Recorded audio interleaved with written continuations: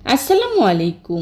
আজকে আমি আপনাদেরকে তৈরি করে দেখাবো গ্রাম বাংলার ঐতিহ্যবাহী খুদের ভাত বা বউভাত রেসিপি।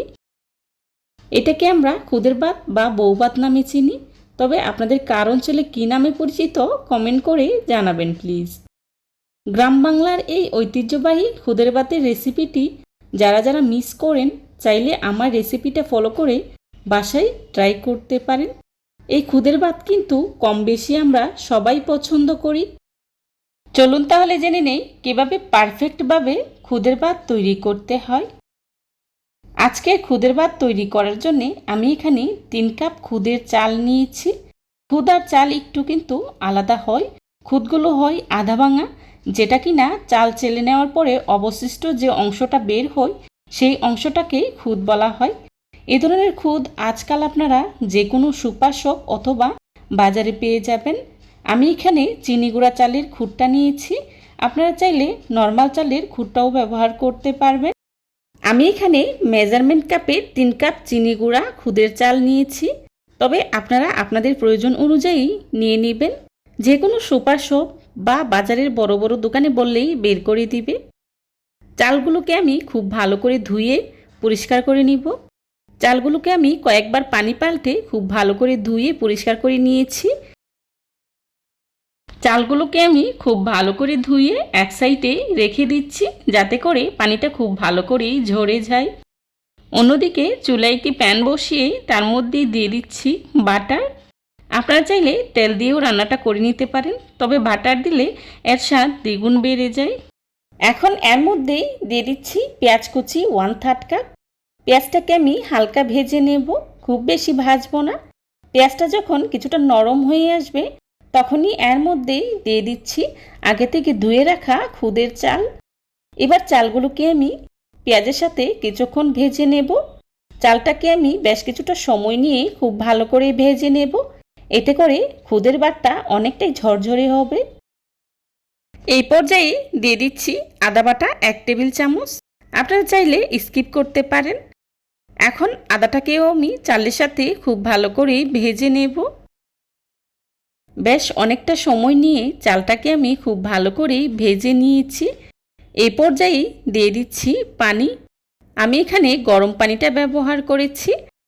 আর 3 কাপ চালের জন্য এখানে আমি 4 কাপ পরিমাণে পানি ব্যবহার করেছি। চেষ্টা করবেন গরম পানিটা ব্যবহার করার জন্যে। দিয়ে দিচ্ছি পরিমাণ মতো লবণ, দিয়ে দিচ্ছি কাঁচামরিচ 7-8টার মতো। এবার নেড়ে খুব ভালো করে মিশিয়ে নিচ্ছি।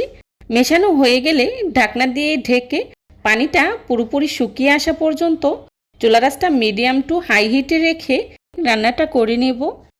যখন পানিটা টেনে এভাবে গায়ে গায়ে লেগে আসবে তখন খুব ভালো করেই নেড়ে দেব। এই রান্নাটা কিন্তু খুবই অল্প মশলায় এবং অল্প উপকরণে তৈরি করা হয়, আর খেতে কিন্তু দুর্দান্ত স্বাদের হয়।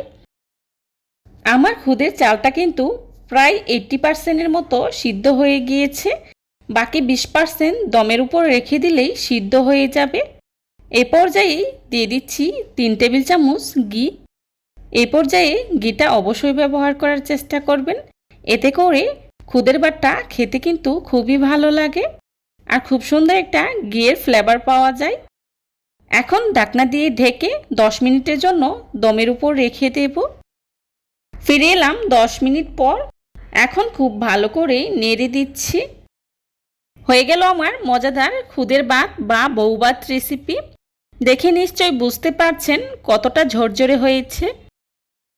এই রান্নাটা কিন্তু সাধারণ পোলাওয়ের মতোই করা হয়, খুব একটা মশলার প্রয়োজন হয় না। অল্প মশলা বা অল্প উপকরণেই তৈরি করে নেওয়া যায়। এখন চুলা থেকে নামিয়ে নিচ্ছি, আর চুলা থেকে নামিয়ে আমি একটি সার্ভিং ডিশে সার্ভ করে নিচ্ছি। চেষ্টা করেছি খুবই সহজভাবে আজকের এই রেসিপিটি আপনাদের সাথে শেয়ার করার জন্যে। আশা করছি আমার আজকের এই রেসিপিটি আপনাদের কাছে খুবই ভালো লাগবে। যদি ভালো লেগে থাকে তাহলে অবশ্যই লাইক কমেন্ট শেয়ার করতে ভুলবেন না।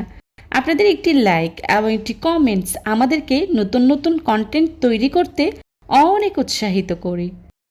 দেখতেই পাচ্ছেন আমার খুদের ভাতটা কতটা ঝরঝরে আর পারফেক্ট হয়েছে। আমার রেসিপিটা ফলো করে আপনারাও যদি বাসায় ট্রাই করেন তাহলে আপনাদেরটাও কিন্তু আমার মতোই একদম পারফেক্ট হবে। দেখতেই পাচ্ছেন খুদের ভাতটাকে আমি একটি সার্ভিং ডিশে সার্ভ করে নিয়েছি। খুদের ভাত হবে, তার সাথে ডিম ভাজা হবে না তা কী করে হয়। সাথে নিয়েছি ডিম ভাজা আর নিয়েছি 4 রকমের ভর্তা। এই ভর্তা রেসিপিগুলো আমার চ্যানেলে দেওয়া আছে, আপনারা চাইলে ভিজিট করতে পারেন।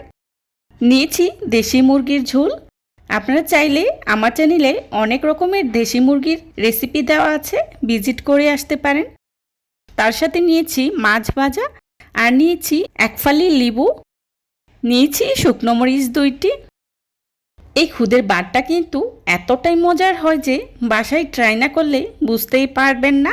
আর সাথে যদি হয় এরকম মজার মজার ভর্তা তাহলে তো কোনো কথাই নেই, নিমিষেই 1 প্লেট ভাত শেষ হয়ে যাবে। যারা এতক্ষণ ধৈর্য সহকারে আমার ভিডিওটি দেখেছেন তাদেরকে জানাই অসংখ্য ধন্যবাদ। এই ধরনের সব ঘরোয়া এবং মজার মজার রেসিপি পেতে আমার চ্যানেলটি ভিজিট করেই আসবেন প্লিজ। রেসিপি ভালো লাগলে একবার হলেও বাসায় ট্রাই করবেন আর কেমন হয়েছে আমাকে কমেন্টস করে জানাবেন প্লিজ। আমার পরবর্তী রেসিপি দেখার আমন্ত্রণ জানিয়ে আজকের মতো এখানেই বিদায় নিচ্ছি। সবাই ভালো থাকবেন, সুস্থ থাকবেন। আল্লাহ হাফিজ। আসসালামু আলাইকুম।